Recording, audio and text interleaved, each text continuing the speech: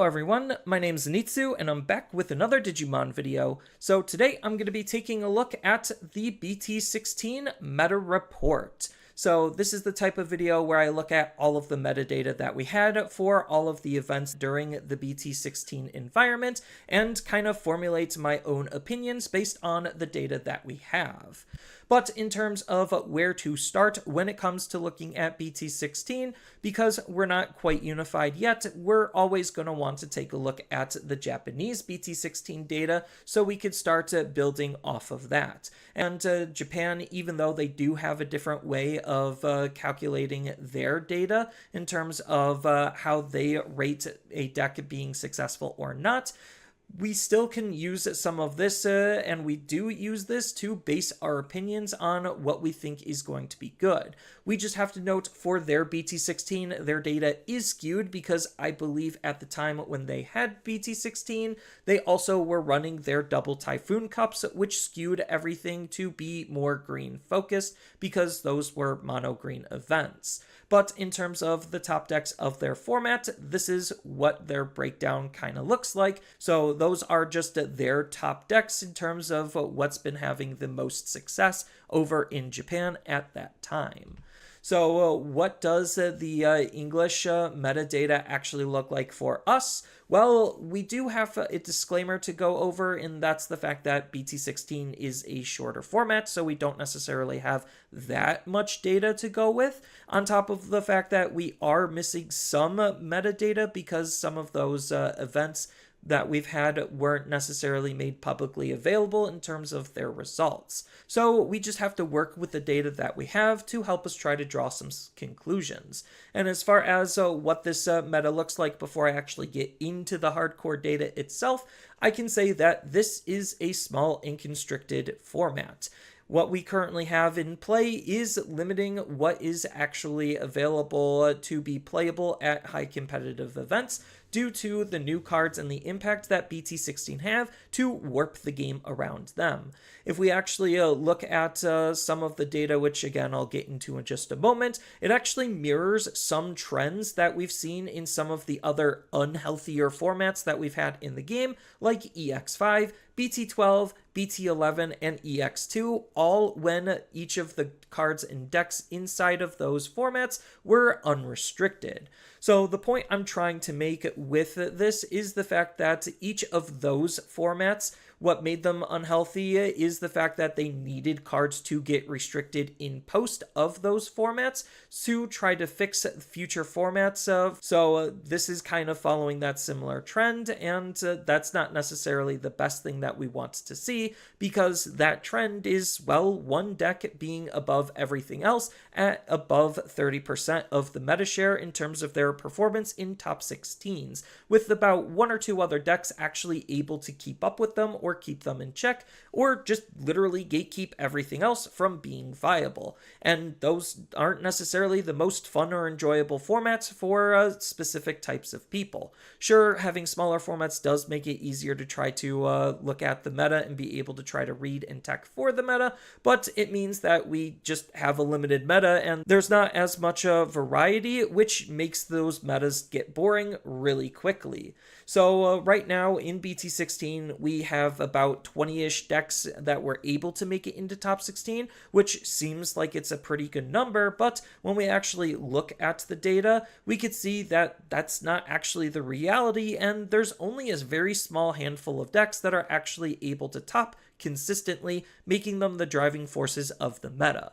So let's actually take a look at the data that we have so far. So here is the current timeline of events in terms of what was able to top, when, and how much. I do want to note that there was a smaller event in the mix, which is highlighted with the asterisks, and that was Momocon. We also had a couple of other smaller events that we only had top 8 data for, so I didn't want to include it because I'm looking at top 16 data, and that doesn't necessarily match and make the numbers that much better. Even though including them, it does shift the placement of the top 5 by a little bit. It's not necessarily that much, and we still could get a solid grasp on what the meta is based on this data that we currently have. So in terms of trying to actually organize this and to quantify it, well, here is it quantified. So right now we could see that Numemon is the best deck in the format by a sizable lead, and this is in part due to how its matchup spread is developed and centered around Magnamon X Antibody. Just because Magnamon X Antibody is that big of a driving force for the meta that he himself is limiting what's even viable, and Numemon has a really good matchup into Magnamon X Antibody, which there's two separate Magnamon X Antibody decks that are currently running around. But if we look even deeper at some of this data, we could see that about 9 out of the 20 decks only had one topping to their name, and well, that might seem pretty good. It just means that more or less they kind of just got lucky, and it's not likely those decks are actually going to be consistent topping meta contenders. So looking at this data, realistically, we could probably highlight only about 5 decks that are actually topping consistently that are worth noting and worth playing. So as far as what are those 5 best decks, well, it's going to be Numemon, Mirage, Yellow Vaccine, Imperial, and Magnamon X. So the changes to the meta is mostly due to one card, like I said, and that card is being Magnamon X Antibody. His protection, his DP gains, his defensive plays, his damage output, all represent a huge threat that not a lot of decks actually can handle, and because they can't handle those types of decks, they literally just fall out of the meta because they just aren't able to deal with what Magnamon X Antibody is bringing to the table. So this puts a heavy emphasis on what is viable based on what decks can handle Magnamon X Antibody. Decks that are viable all can get around big walls, get over big walls, or remove those big walls to begin with in terms of being able to combat what Magnamon X Antibody is doing. Then the decks that can't just basically lose to Magnamon X Antibody, and they have to hope to find the matchups that aren't using that card more specifically if they even want to have a shot at winning, which is why the best decks are the best, is because they just are able to actually get around Magnamon X Antibody. So as far as taking a look at the 5 top decks more specifically, we have the number 1 deck, which is Numemon. So I do have an example build for you of one of the topping Numemon decks. And Numemon is still just a very powerful deck. That is a force to be reckoned with because of all of its aggression and control tools that it can seamlessly swap in between, especially the playstyles, because it has a high level of customization based on the tools you want to be using, and the fact that it just has a sticky, fast building board presence that has answers to basically everything in the meta is mostly the reason why it is the number 1 deck in the format. Then we have Mirage, which again, Mirage really isn't doing anything that it hasn't been doing before. It just is trying to run a little bit more jamming because of the new card that we got inside of BT16, on top of the fact that we want to tech into the BT13 Mach Galgamon to stop our Digimon's attacks from being redirected, allowing us to be able to attack onto the opponent fairly freely. Then when it comes to Yellow Vaccine armors, it's, well, just doing exactly what Yellow Vaccine is doing, just cheating on more memory because the armor cards ordinarily are more expensive because they are stronger cards to use, but Patamon basically bypasses any and all evolution costs, so you're actually utilizing the Yellow Vaccine engine between Patamon Emissary and BT16 TK to cheat on as much memory as you humanly possibly can, which, because we are also in armors, gives us easy access to utilizing Rapidmon X Antibody and Magnamon X Antibody as well. Then when it comes to Imperial, it's still Imperial. It does the same DNA stuff it's always wanted to do, just trying to go up into our level 5 as quickly as we possibly can, aggress pretty hard with our level 5, and then end off on our level 6. And the level 6 new Imperial Dramon Dragon Mode acts as a really fantastic floodgate and de-incentivization tool for the opponent taking specific actions outside of attacking, because we do have a fighter mode ace we could use on top of it, so it just limits what the opponent is even capable of even more than before, on top of having more ways to be able to gain access at extra resources to make the deck run a little bit more smoothly.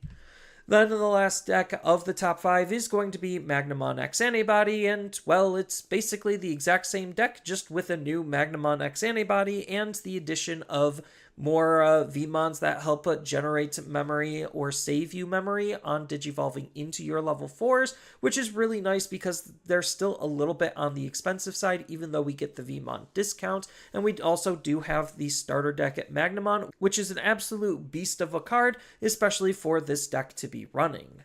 But as far as what actually won the events, we already know how each of the events kind of played out and what topped and how many of what topped, but we don't exactly know what won. So out of the 6 events, Numemon obviously won the most of them, considering it won 3 out of the 6 major events that we actually had. Mirage, Imperial, and Security Control also took the W. I do want to note that literally outside of Security Control, each one of those decks that was able to win was one of the top 5 decks that I've kind of been highlighting and talking about. And Security Control most likely only won due to the lack of product actually being available, so there wasn't a whole lot of Magnamon X antibodies to basically make the deck completely and utterly irrelevant and unplayable. So we do also have to note that there was just a huge shortage on BT16 as a whole, which did have some form of impact on how the events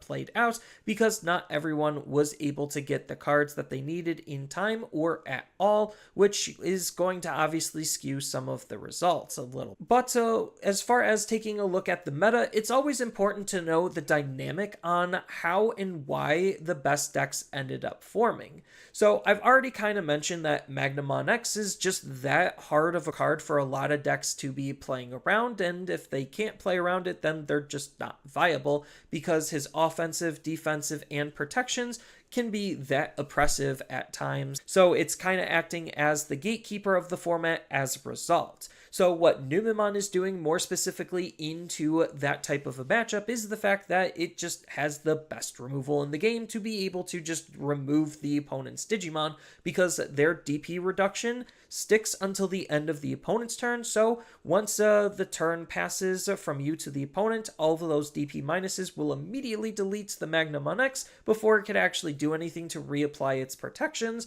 So that's kind of is what's making Numemon just one of the better decks, because it actually has a good answer to Magnamon X Antibody. Top that off with the fact that it already was a really strong and fast deck, and it just got even faster because now we have more Ukamons to accelerate our raising area even more, allows the deck to almost steamroll everything else in the meta while also having some really sticky wide boards and really powerful other tech and tools that the deck is going to be utilizing. Then as far as what Mirage is doing, even though Mirage does have a very hard time with a level 6 Ace Digimon, especially if their level 5 actually has protection, but the fact that bouncing is still really strong against Numemon, and if Numemon's being played a lot because Magnamon X is being played a lot, well, that just means you already have a leg up against some decks, on top of the fact that, again, like Numemon, it was already a really strong deck, especially because it's an OTK focused deck,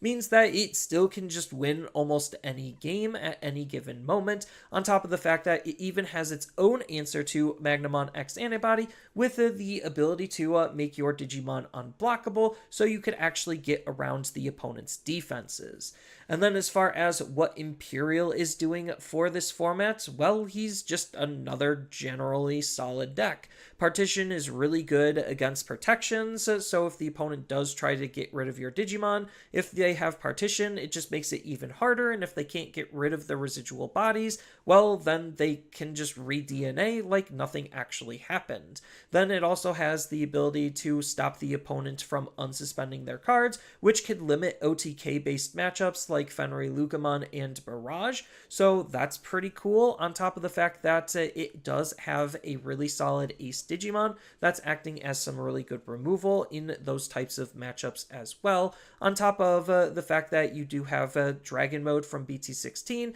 acting as a really good de-incentivization tool for not only just attacking because you do have Fighter Mode Ace, but from playing Digimon by card effects or even digivolving by card effects, which is, well, just a lot of what the game is trying to do, on top of just already the menagerie of different strong mechanics that the deck is already working with and different tools that it has to be able to make itself as consistent as possible, with the new tools only trying to help speed up and increase its overall consistency. So that's kind of where the meta is in terms of the cornerstones. And if you really are going to not play one of the 5 best decks, then you really want to make sure that your deck has at least a good matchup into 2, if not more, of these 5 decks, if you even want to have a shot at being successful based on this meta dynamic that is formed around Magnamon X Antibody.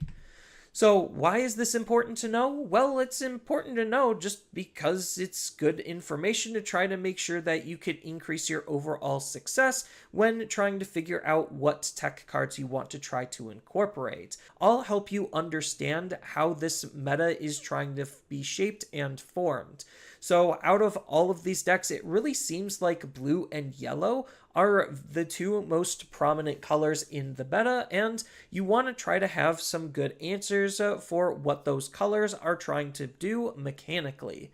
So will EX6 actually fix things? Unfortunately, no. It doesn't look like EX6 is going to be fixing anything. If anything, it kind of seems like EX6 really doesn't have much of an impact at all, considering out of what's in that set, only 2 decks seem even playable on a competitive level, which is going to be either 7 Demon Lords or 3 Great Angels. Everything else, while it is nice that they got updated, it doesn't necessarily seem like they're going to be strong enough to have any actual impact on the highly competitive side of things. So we're going to have to look for BT17 in terms of being able to have the meta be shaken up, or a ban and restriction list in terms of trying to shake up the meta. So in conclusion, BT16 as a meta looks not necessarily super great, but it's not the worst that we've had in the game. It just kind of reflects all of those problematic formats, which is why I believe something should end up getting hit in terms of what's actually being successful, so that way the format could be a little bit more wider and let other decks actually have more room to be able to breathe and find their own levels of success. So looking at these decks, we can kind of contribute a pattern in terms of what's actually increasing these decks' overall success. And this extends to more than just the top 5 decks, it just is all of the decks that are currently doing well in this format. And their success mostly attributes to running the Ukamon package, playing Magnamon X Antibody, having strong Ace Digimon, and being able to run the training cards. Now, all of the top decks aren't necessarily playing into every one of those categories, so while this isn't exactly a bad thing, it starts to kind of become problematic, which highlights a shift in the overall game's design, which is not necessarily the best because of how these cards are impacting the game and what their existence means. Personally, I would like to see something get banned in Limited before we hit BT17, but realistically, I don't actually think that's going to be happening, which I find to be quite unfortunate, because we're just going to have to suffer through what this current format is all the way through EX6 with minimal changes as far as what the outlook looks like on the horizon. And it looks like we're going to have to turn more towards BT17 to actually try to see if something is going to be changing, and it doesn't necessarily seem like BT17 is going to be that much healthier of a format either. But that's kind of all I really have for this video. If you found this video informative, please feel free to leave a like and subscribe, and tell me your thoughts on the BT16 format down in the comments below, and I hope everyone has a wonderful rest of their time.